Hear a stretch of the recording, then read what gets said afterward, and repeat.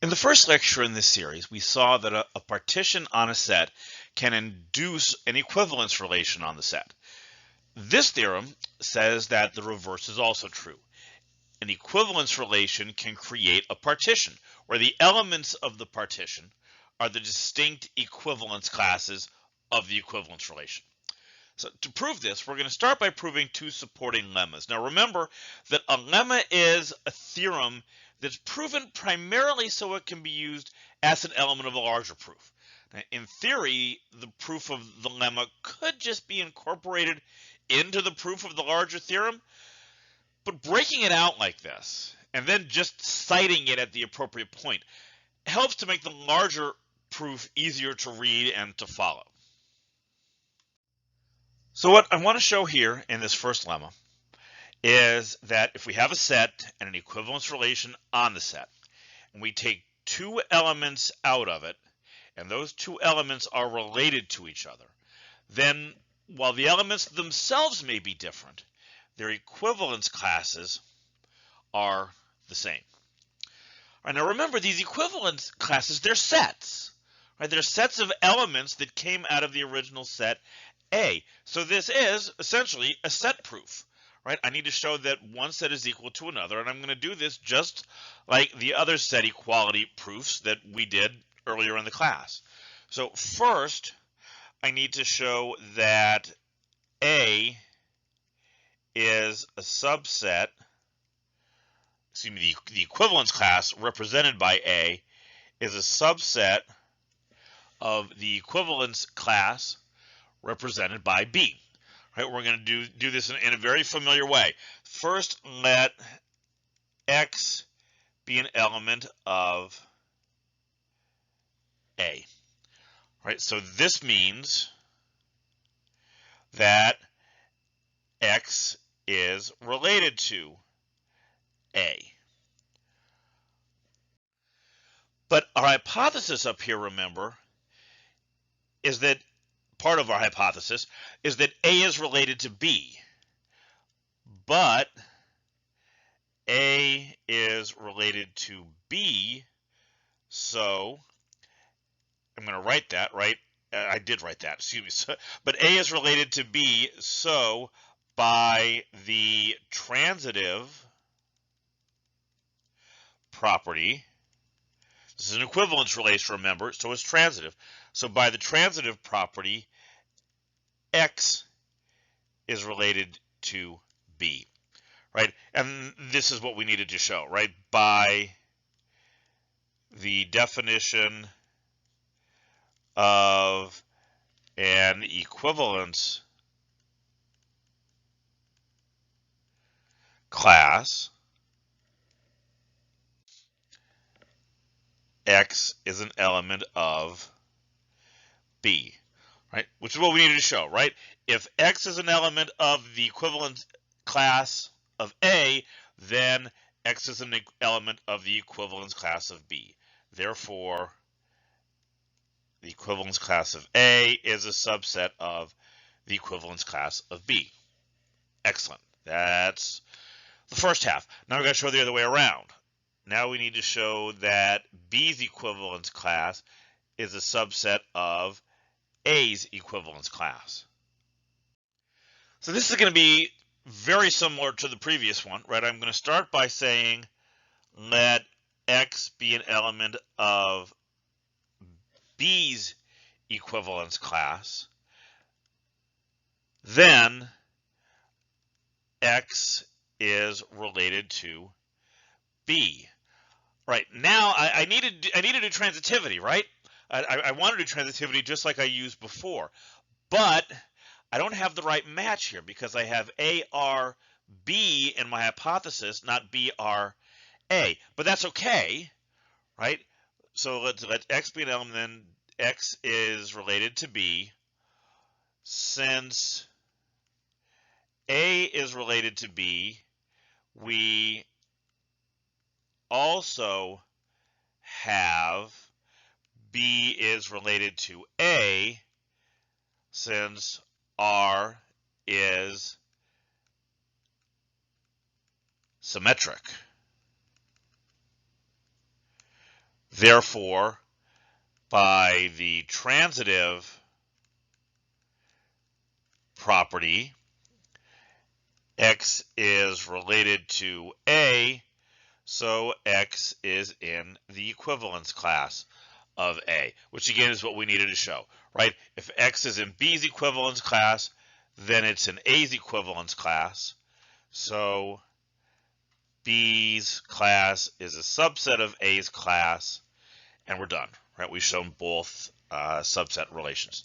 So very similar, right? There was just a little technicality. I had to get these two switched around in the second one so that I could apply that transitive property. So here's our second lemma, right? And what this is saying is it's got the same set of assumptions, right? We start with a set, an equivalence relation, and we're going to take two elements of the set. Then one of two things has to be true. Their equivalence classes have to be disjoint, right? Their intersection is empty, or they have to be equal. Now, proving something with an or in the conclusion, and that can be a little tricky sometimes. So what we're going to do is we're going to prove an equivalent version of this instead. All right, so here's what we're going to do. What we have here is a statement of the form P implies Q or R. This is equivalent to if P and not Q, then R. Right? You're welcome to not take my word for that. You're welcome to go back to the truth tables that we did several chapters back. Do the truth tables for both of these, and you'll see that they are in fact equivalent. Right, so what does this mean? Right? What is the version of this that I'm actually going to be working with? Well, I'm not going to write all of these premises over again. It starts with a set and equivalence relation. So what I'm trying to show here is if A and B are elements of A,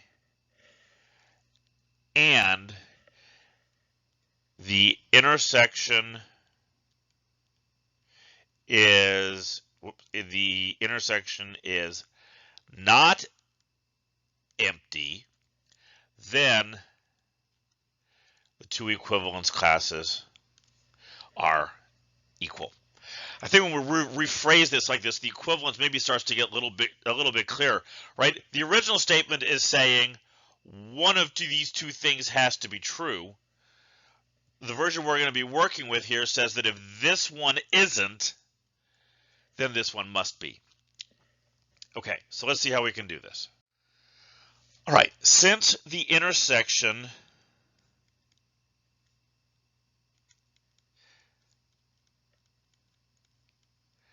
is not empty, there exists an element in it. There exists an X in the intersection of the two classes. So X is in the equivalence class of A, and X is in the equivalence class of B. Well, by the definition of an equivalence class, this means X is related to A, lowercase a there, and X is related to B. By the symmetric property, A is related to X, and then by the transitive property, let's see, what is this going to show? We have A is related to X and X is related to B. So by the transitive property, A is related to B, right? And there we go. That's what we needed to see, right? So by the definition excuse me, not by definition, so by the previous lemma. So by the lemma we just showed on the previous slide,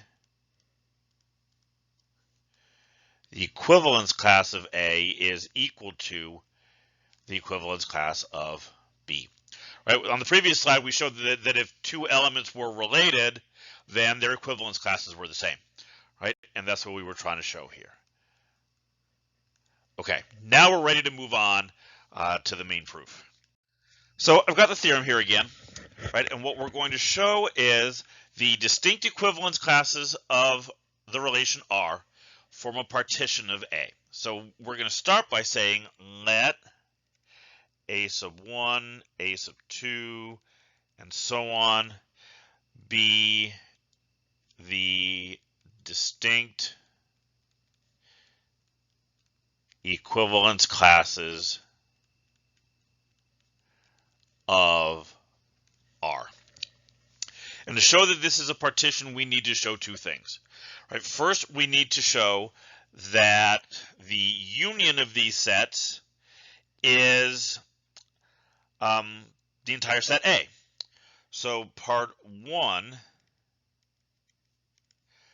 show the union I equals 1. And I'm assuming there are infinitely many of these. The proof works exactly the same if there's finitely many. So we need to show that the union of these things is equal to A. All right, so this is a set proof, right? I'm trying to show the two sets are equal to each other. So I'm going to do this the way we always do, right? First, I'm going to want to show that A is a subset of this union. All right, so let's see. Let X be an element of A. All right, so then by the reflexive property,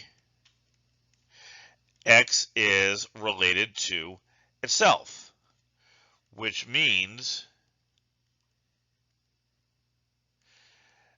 X is an element of that equivalence class, which is what we needed. I don't know which of the A sub I it is, and that doesn't matter. The A sub I are all of them, right? So this shows that X is an element of some equivalence class,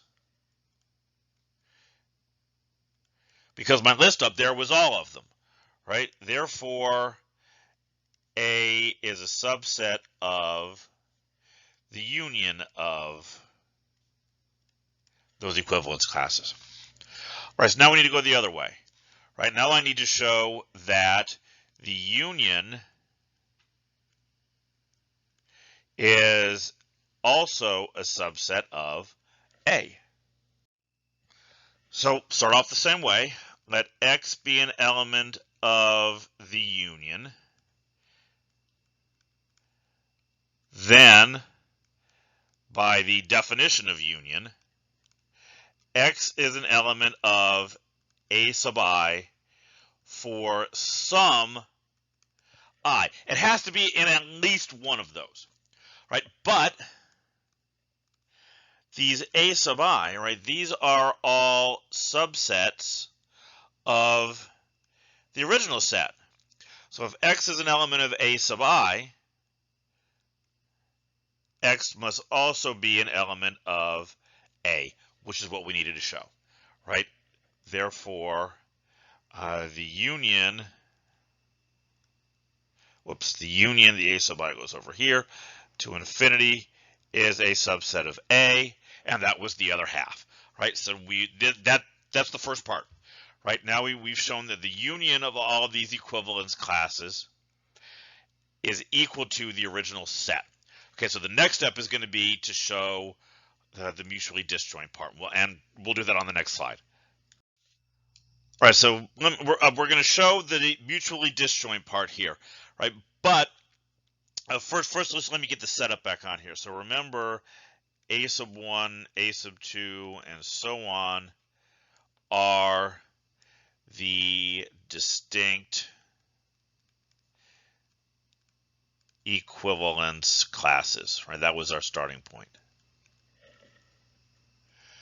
So now I need to pick any two of these, right? And I need to show that they're mutually disjoint. All right, so let A sub I and A sub j be distinct classes. In other words, I is not equal to j. So because they're equivalence classes, there exist elements A and B in there exists an element A in A sub I and B in A sub j, such that